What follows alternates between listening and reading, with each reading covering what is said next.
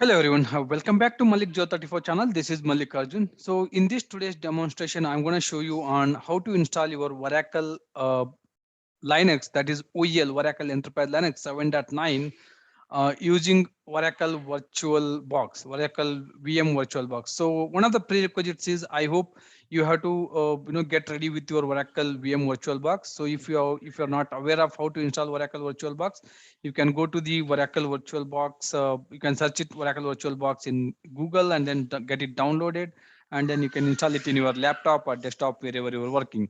So once you open your Oracle VM VirtualBox, so this is a Oracle VM VirtualBox Manager, and this particular screen will come here, and then click on this new button here, and then give the Oracle the VM name, whatever the name you are going to give, right? So I'm going to give Oracle Lab as my VM name, and then where you want to store, you can store it in C drive, D drive, F drive, whatever location.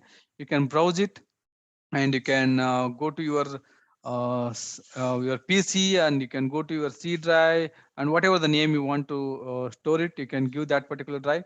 Right now I'll go with the default location wherever it's pointing, and you can which OS you are gonna installing, you can select here, whether Microsoft Windows, Linux, Solaris, AIX, whatever it is. Like in this case, it's going to be Oracle Linux, and this is going to be 64-bit, and go click on next, and then give the RAM, how much RAM you want to allocate for that virtual machine, right? So I'm going to go with the default 8 GB, approximately like 8000 MB I'm going to give, and next, and then create a virtual hard disk, select this option, next, and then create a VDI virtual disk image, next, and go with the dynamic allocation. So it's going to be dynamically whenever the space needed, it will take it from your C drive or D drive. So I'll go with the dynamic allocation, and then I'm going to give around 50 GB for 50 GB hard disk for that particular new VM what I'm going to create. Right, so that's ready. Now click on the settings, and you have to do some post customization here. One is verify these basics, your Oracle Lab, Linux 64-bit.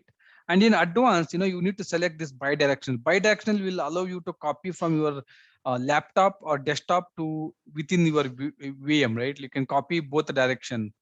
And then, description, you can keep it empty. In this one, you can keep it empty. Go to the system, uncheck this floppy, and go to the uh, this processor. And if you based upon how many processor you have in your laptop or desktop, you can increase the processor, and then go to the display, and then you can select this default VBox VGA. And then if that is not going to fit your window display screen, and you can change it anytime here among these three options. By default, I will go with the VBox VGA. That is the most widely used, and for all my test cases, VBox VGA is worked out, and it has set perfectly. It set my the window size. So I'll go with the VBox VGA, and remote display, and then all this you can select here. And then this is the known thing, the controller SATA will be having your disk, that is 50 GB. And then you can controller ID, you can leave it, because this is the where you are gonna upload your ISO image for the installation. And then the sound system, leave it blank. And networking, right, by default, what I suggest, one first network adapter, go with always the bridge adapter. Bridge adapter is the one which will take your Wi-Fi or the internet, or the LAN connection. It will take IP where you can access your internet. And the adapter too, I will go default go with the NAT adapter, that is the internal to that VM, where you won't get any internet or you won't get any IP over there. You can assign the static IP or the host only adapter, so that you can access in case no internet, you can access this VM via PuTTY or MOBA extern. So if you can go with the host only adapter, or NAT adapter with the static IPs. And then yeah, quick update one more time, always go with the adapter one as a bridge adapter, where you can access the internet, and dynamic IP will be allocated in that. And adapter 2, you can either go with the NAT, that is going to be private IP within your VM, or you can go with the host only adapter, where in case if there is no internet, still you can able to access this particular Oracle Lab VM using your PuTTY or mobile extern, whatever the terminal. And the serial ports, leave it blank. USB, you can leave it blank. And shared folder, if you want to share any of your C drive, D drive, or software, you can do this. For example, if I go my C drive and Malik, and I have a software folder here, and then I can select this software folder, and then I can give the name as the software here, and then I can select this one.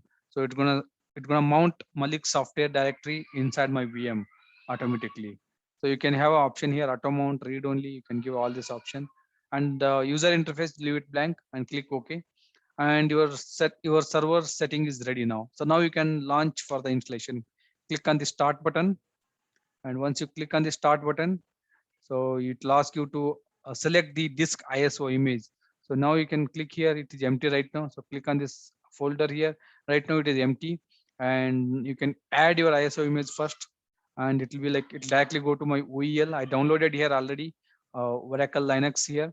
And if you don't know how to download your Oracle OEL ISO image, you always go to oracleedelivery.com and log in with your personal ID, and then you can always download this Oracle OEL software.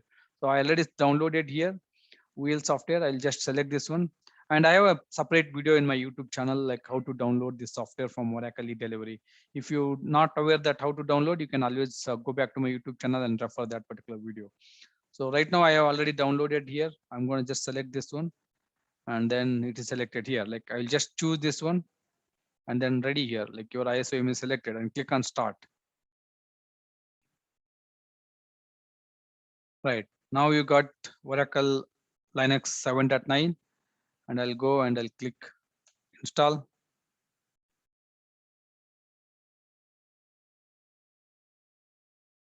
Right, so it's taking some time now here. Yeah, it's getting installed now. Perfect.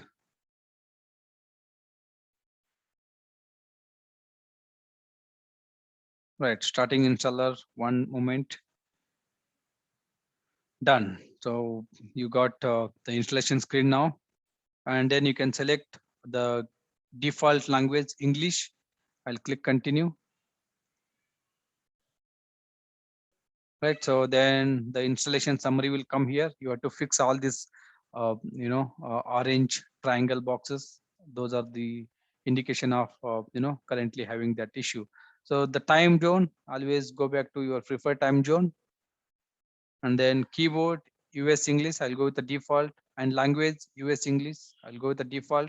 And the installation media, just to verify it whether it selected your Oracle Linux 7.9. How you can see here, you can verify it. It is selected 7.9. I'm fine with that. And the selection, software selection, always go with this fifth option, server with the GUI mode. Like you have a minimal installer, infrastructure installer, and other file and print server, basic web server, and virtualization host. Like so many options are there, but I want a GUI mode for this operation. I'll go with the server with the GUI mode. Once you select the server with the GUI mode, there are two packages, very, very important. One is compatibility library and development library. Those two packages you can select here and click OK. Once you select the zone, you can see checking the software dependencies. So based upon whatever your selection, it will select all the dependency objects, and it will install them. Right now your local installation source is done, software selection is done. Here installation destination, click on this one, and you can see 50 GB what we given, that is default selected here. And you want to go with the default automatic configuration of partition, or you want to do a partition by your own. Click on this. I will configure partition by my own configuration.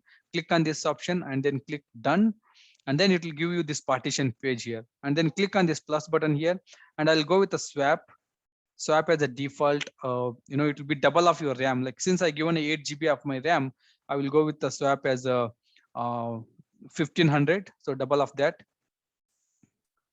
Sorry, 15,000. So approximately that is 14 GB or 15 GB.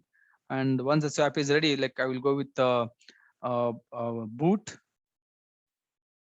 I'll go with the boot as 1000 MB, approximately 1 GB. And then rest of the things I will go with I'll give it to the root file system. So I will later I can install anything. I can create a directory, anything, and then I can install it.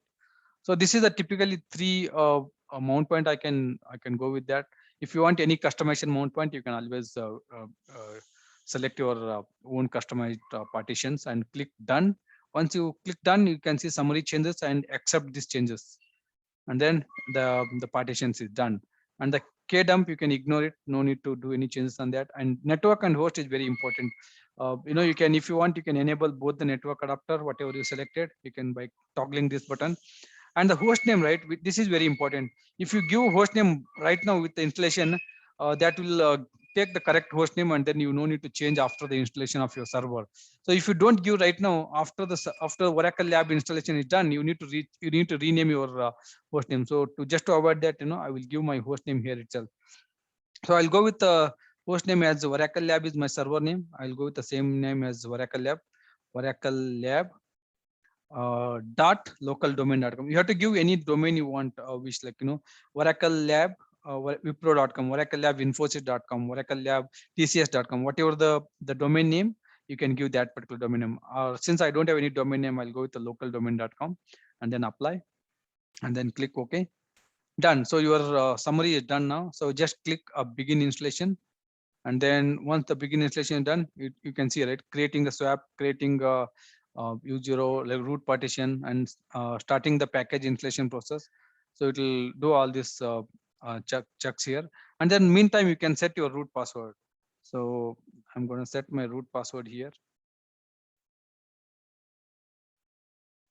Right. So root password is done.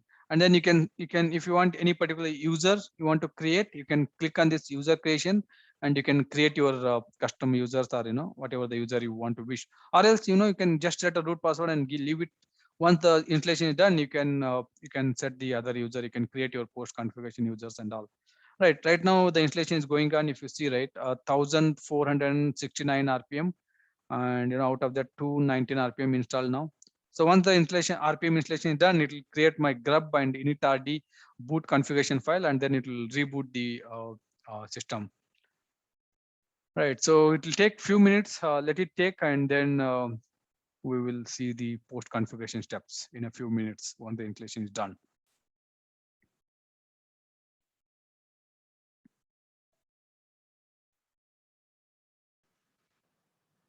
Okay, I'm just checking it here. Like right now, 900 RPMs, the 900 packages are installed out of 1400. Another approximately 450, around 500 packages are remaining. So we'll give a few more minutes.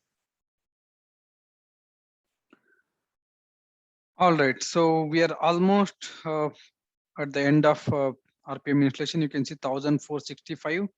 Another 3 more RPMs. Yeah, done. Like performing the post installation task now. So all 1469 RPM got installed. I can say call it as a package as well.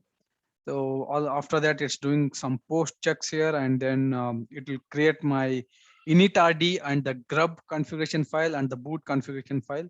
And once those are done, and then it will do a final reboot.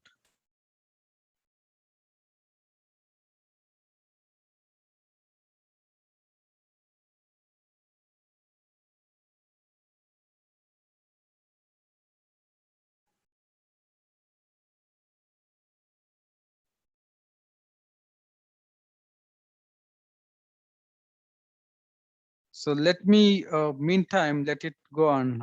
I'm gonna show you that. Okay,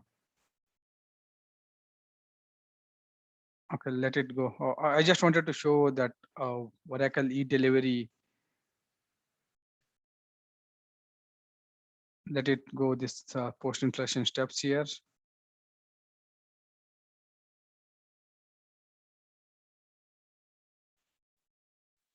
Right, you can always go to Google and search for Oracle e-delivery, and then click on this software e-delivery, and then it will ask you for the login, and you can always use your own account,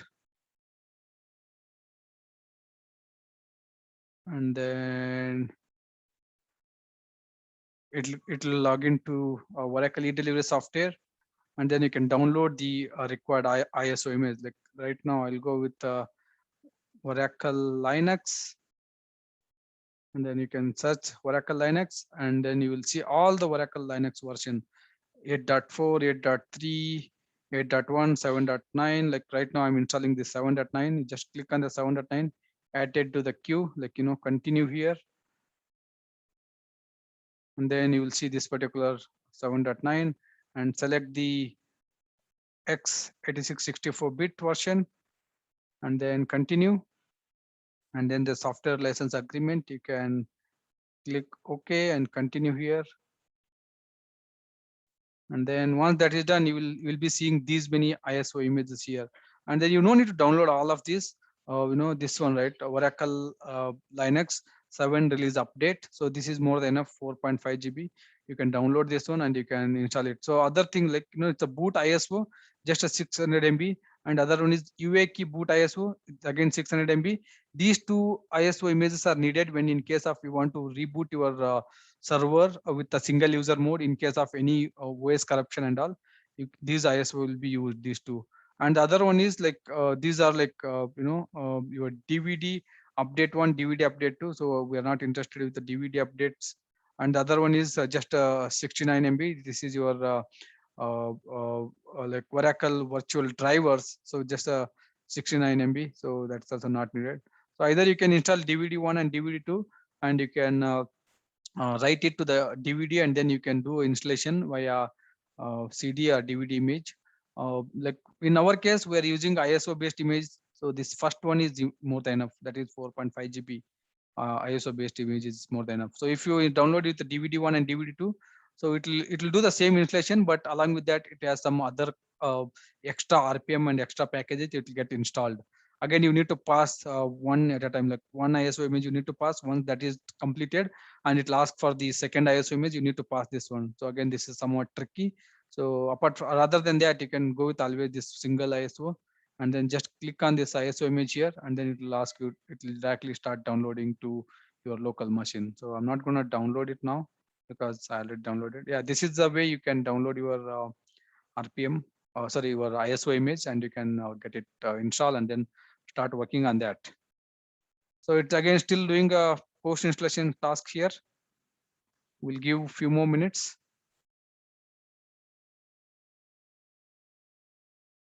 Yeah, you can see now the post installation tasks are completed and generating init FM file, init RMF file. So these are like grub and boot configuration files, and very important for your server to boot it. So these are the file it will be read, and it will boot. It will mount all the partitions and mount points, and then it will boot your server.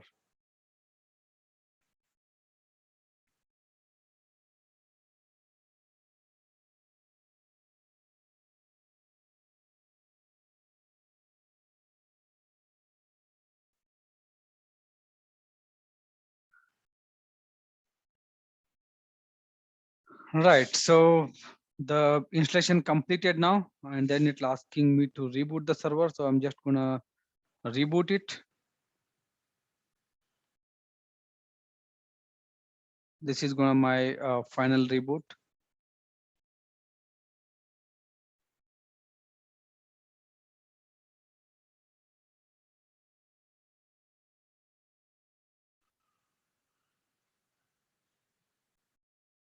And then once the installation is done, you need to install the guest additional CD ISO image, which will allow you to operate between your Linux system or the desktop to the virtual machine.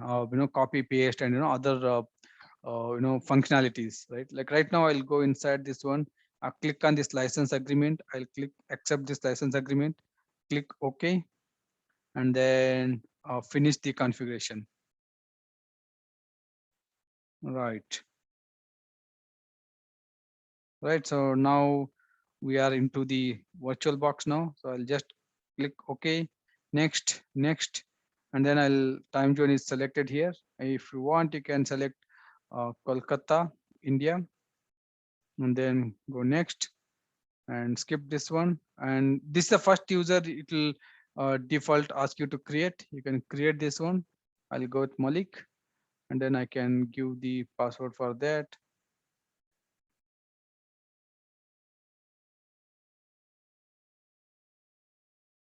Done. So go next.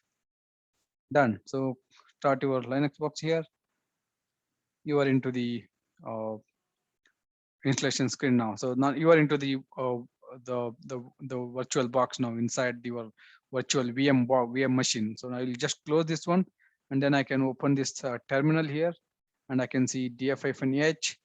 So default I logged in as a Malik user, which I created now. So now what I'll do, I'll go back here. I'll click on this devices, optical drivers, and you can see here VBox get additional ISO image. So very important to in order to set your graphical interface. For example, if I maximize this one, my window, right? This window is not fitting to my desktop, right? My desktop is this much and it is not fitting into my desktop screen. So for that, you need to install this guest additional CD image. I'm going to just install that one, and then it will pop up here. You can see I'm going to run this one. It will ask for the admin password. I'm just going to give this credential. I think, yeah, that's the wrong credential. Okay, so I just gave the correct credential. Now it's going to install here, right?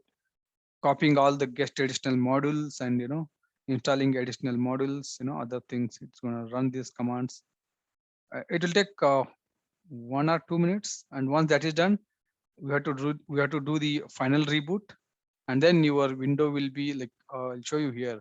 And if you go here, view, and this, auto resize my guest display, you can see, right? Auto resize my guest display, it is not enabled. So in that case, your window, this particular screen, it is not able to maximize or minimize. This is a fixed screen, so you cannot fit this particular VM screen to your laptop screen. It is not going to set here. After we install this guest additional, whatever is right now it is installing.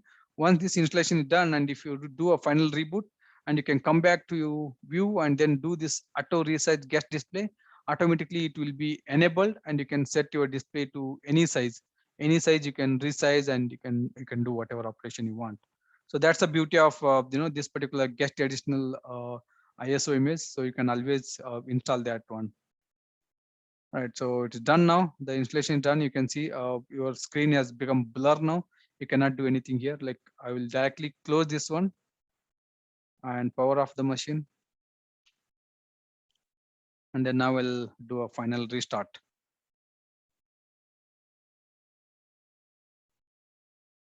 Right, so it's going on now here.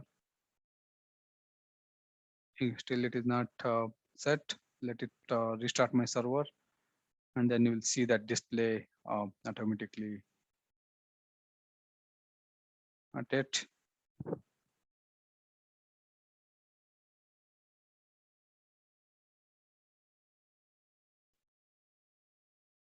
Yeah, let it start this one.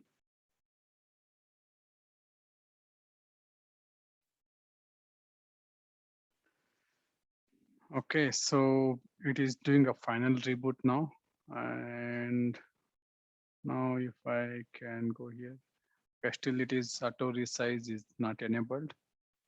Yeah, we'll wait for a few more minutes. Okay, and let's log in here now.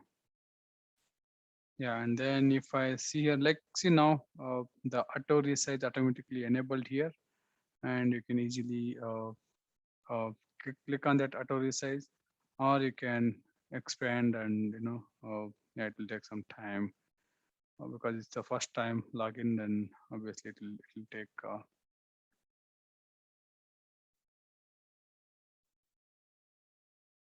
yeah. So that's about the installation. Probably it will take some more time to adjust my display here. Okay, other thing what I wanted to show here, you can just open a terminal here and then do ifconfig, and then since we have enabled two Ethernet ports, and one is, this is your internet or whatever Wi-Fi or LAN, that IP it will take, because this is the bridge adapter, and the other one we have selected the NAT, that's the internal, and that's the private. You don't see any IP on that. And if you see this particular IP here, 192.168.1.6, so that is going to be your the internet IP range, right? Like 192.168.1.8, it will be in the same series here. And then if you see the same series IP, you can, it mean like, you will be able to ping your internet. If I see ping google.com, I'll be able to ping. See, I'm getting response here. That's the one thing. And if you want to install anything like yum install Oracle star, you can install all the prerequisite RPMs. Nothing is available right now. No package available. So if I go to yum dash etc m.repo.d. And if I do here, I have Oracle OEL 7 repo here. If I do rpm-qa grep Oracle, so already Oracle has not installed. So I need to configure my Oracle repo and then I need to install Oracle here. So okay, let me see. There's a typo here. Like let me install once again Oracle.